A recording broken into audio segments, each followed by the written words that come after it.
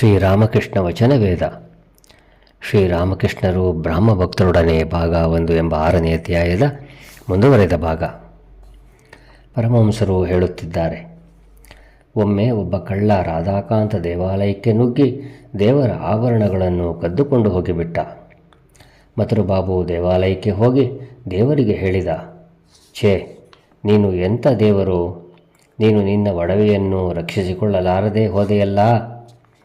ನಾನು ಮಥುರ ಬಾಬುವಿಗೆ ಹೇಳಿದೆ, ನಿನ್ನದು ಎಂಥ ಬುದ್ಧಿ, ಸಾಕ್ಷಾತ್ ಲಕ್ಷ್ಮಿಯನ್ನೇ ದಾಸಿಯನ್ನಾಗಿ ಮಾಡಿಕೊಂಡು ಆಕೆಯಿಂದ ಪಾದಸೇವೆ ಕೈಗೊಳ್ಳುತ್ತಿರುವ ಶ್ರೀಮನ್ನಾರಾಯಣನಿಗೆ ಐಶ್ವರ್ಯದ ಅಭಾವವಿರುವುದೇ?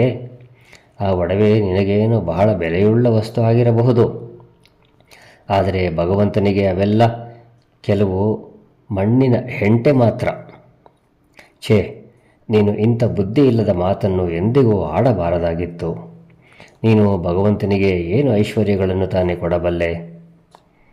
ಅದಕ್ಕಾಗಿಯೇ ನಾನು ಹೇಳುವುದು, ಯಾರಿಗೆ ಯಾರಿಂದ ಆನಂದ ದೊರೆಯುವುದೋ ಅವರು ಅವರಿಗಾಗಿಯೇ ಅಪೇಕ್ಷೆ ಪಡುತ್ತಾರೆ.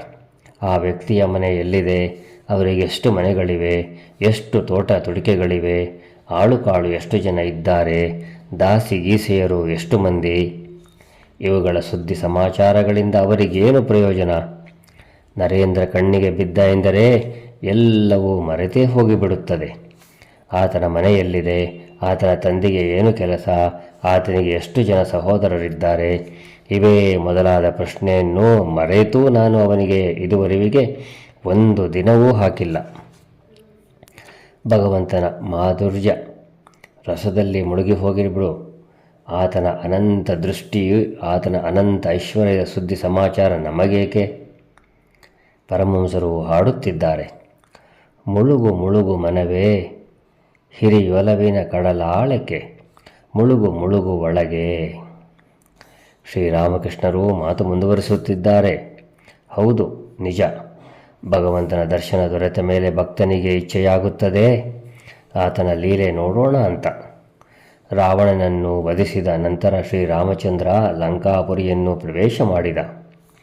ವೃದ್ಧೆಯಾದ ರಾವಣನ ತಾಯಿ ನಿಕಷೆ ಪ್ರಾಣರಕ್ಷಣೆಗಾಗಿ ಸುಮ್ಮನೆ ಓಡಲಾರಂಭಿಸಿದಳು.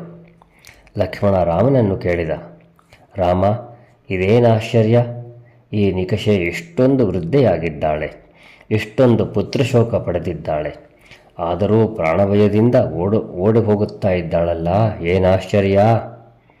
ಶ್ರೀರಾಮಚಂದ್ರ ನಿಕಷೆಗೆ ಅಭಯ ದಾನವನ್ನಿತ್ತು ಹತ್ತಿರಕ್ಕೆ ಕರೆಸಿಕೊಂಡು ಆಕೆ ಓಡಿ ಹೋಗುತ್ತಿರುವುದಕ್ಕೆ ಕಾರಣ ಕೇಳಲಾಗಿ ಆಗ ಹೇಳಿದಳು, ಹೇ ರಾಮ, ನಾನು ಇಲ್ಲಿಯವರೆವಿಗೆ ಬದುಕಿಕೊಂಡಿದ್ದುದರಿಂದ ಇದುವರೆವಿಗೆ ನಿನ್ನ ಅನೇಕ ಲೀಲೆಗಳನ್ನು ನೋಡಿದ್ದೇನೆ.